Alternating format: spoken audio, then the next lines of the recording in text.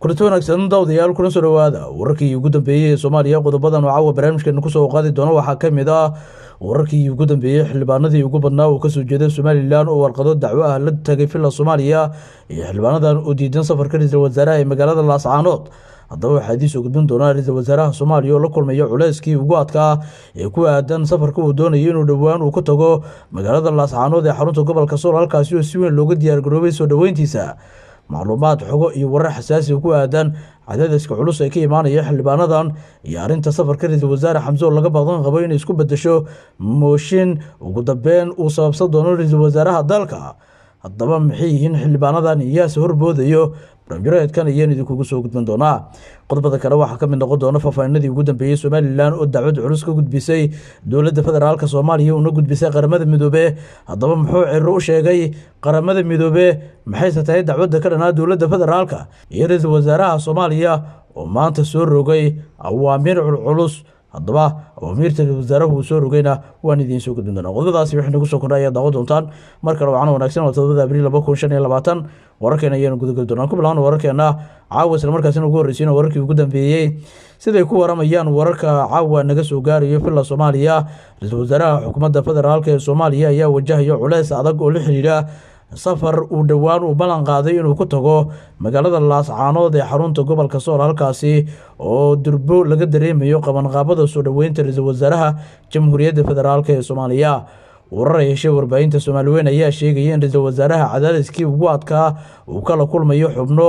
reer waqooyi ah ama xildhibaano ka soo jeedo gobolada waqooyi ee Soomaaliya kuwaasi oo si adag u diidan ama gaar ahaan Soomaaliland aan ilaaday kuwaasi oo si adag u diidan safarka ra'iisul wasaaraha ee magaalada Laascaanood xildhibaanadan oo badan beesha Isaaq ayaa waxa ay diidmo adag ay kala hor yimaadeen qorshaha ra'iisul wasaaruhu uu doonayo in uu maamul rasmi ah ugu aqoonsado maamulka Qaatumo in muddo naabilayay in dowladda federaalku uu ka helo aqoonsiga heer federaal si maamulkaas uu kaga mid noqdo maamulada kale ee dalka ka jira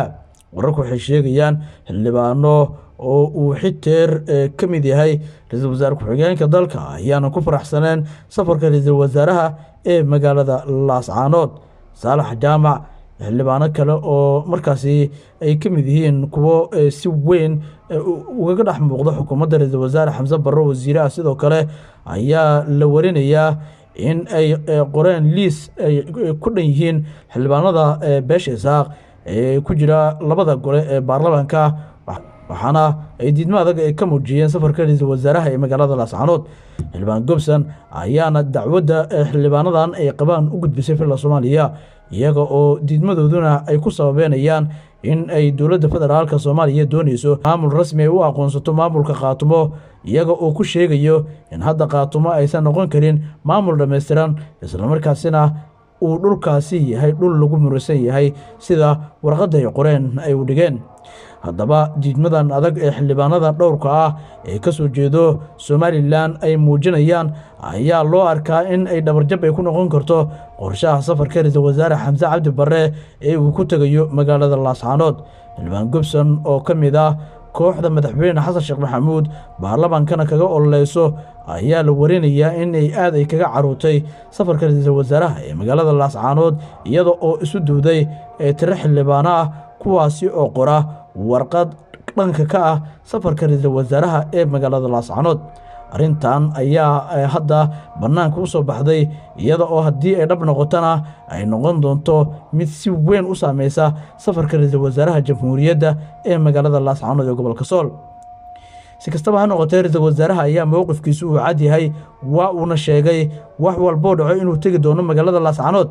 waxaa la eegayaa haddii ra'iisul wasaaraha dacwadda xildhibaanadan warqadda soo qoray ee magacyadoodu iyo sidoo kale diidmadooda waxay u sababeynayaan ku muujiyeen in ay Qaatumo u diyaarsaneen inay noqoto maamul rasmi ah aysan lahayn dhinaca kale laba gobol oo buuxa oo Qaatumo ka arrimiso ayaa waxaa la warinayaa in ay saameyn ay ku yeelan karto haddii safarka aysan saameynin aqoonsiga dowladda Soomaaliya ay qorsheynayso in uu ra'iisul wasaare Xamse Cabdi Barre uu la tago magaalada Laascaanood isla markaasina uu aqoonsado maamul rasmi ah oo ka mid ah maamul goboleedyada ka jira Soomaaliya haddaba marka laga soo tago diidmada xildhibaanadan filla Soomaaliya maxaa faa'iido ugu jira inay aqoonsato maamulka Khaatumo siday warinayeen ila wareedda lagu kalsoon yahay filla Soomaaliya ayaa si weyn u qudareynayso in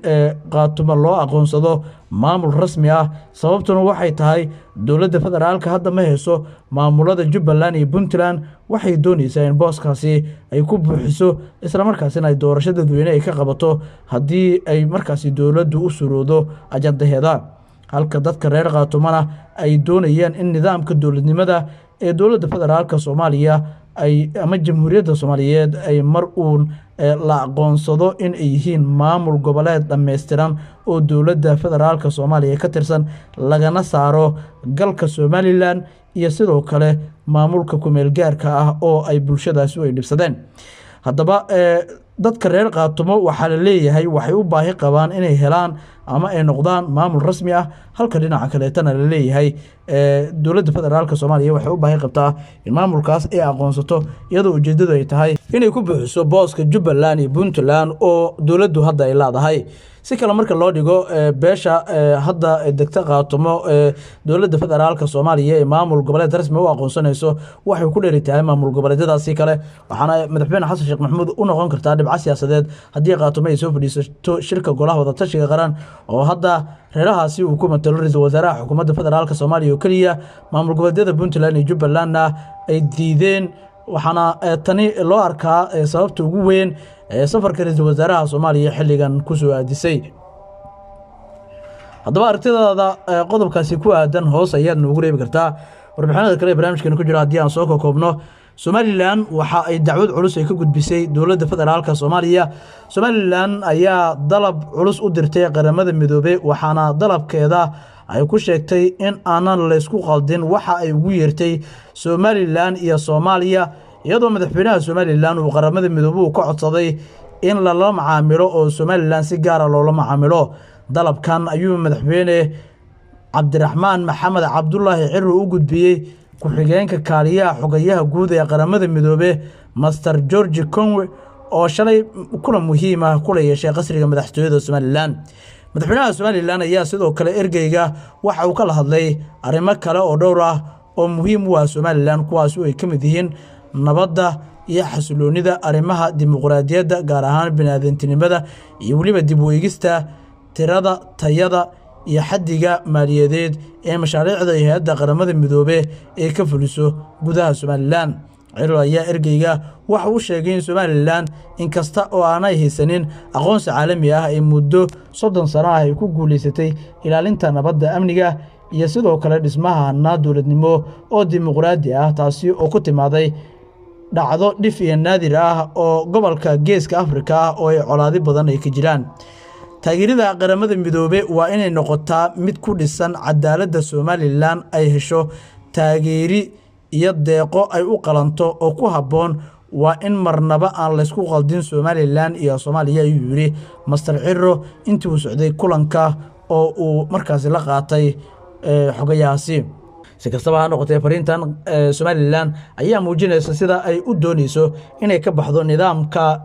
markaasi jamhuuriyadda Soomaaliya ay ku hoos jirto ee ay deeqaha ku hesho isla markaasina ay hesho deeqa madax banaan sida ay hadda ay doonayso Somaliland hadalka madaxweynaha Somaliland iyo waxa kaaga baxay arrinta hoos noogu reeb dhinaca kale tan ra'iisul wasaaraha Soomaaliya mar culus ayuu dul dhigay hay'adaha dowladda ra'iisul wasaaraha xukuumadda federaalka ee Soomaaliya mudane Xamza Cabdi Barre ayaa soo saaray amar cusub oo dhigaya in hay'adaha bixiya adeegyada muhiimka ah ay muwaadiniinta Soomaaliyeed ay ku xidhaan aqoonsiga qaranka ra'iisul wasaaraha Soomaaliya maanta gudoomiyay shir looga hadlayay dhaqangelinta adeegsiga aqoonsiga qaranka iyo isku xirka aqoonsiga iyo adeegyada muhiimka ah ee isticmaalaan dadweynuhu ayaa amarkan cusub soo rogay tani waxay meesha ka saaraysaa in ka badan 34 sano oo muwaadiniinta Soomaaliyeed ay ahaayeen aqoonsi la'aan waana arin wax weyn ka tari doonta baa la leeyahay amniga guud ee dalka gaar ahaan caasimadda Muqdisho adeegyada dijitaalka ah ra'iisul wasaaruhu ku tilmaamay fursad horseedi karta oo saldhig u ah dhammaan qorshayaasha kale ee dhinacyada dhaqaalaha siyaasadda amniga iyo in Soomaaliya ay noqoto tusaale horumarineed oo gobolka iyo caalamkaba ra'iisul wasaaruhu waxa uu xusay in la sameyn doono shuruucdii iyo waliba hagayaashii kale ee saldhig u ahaan lahaa ilaalinta xogta muwaadiniinta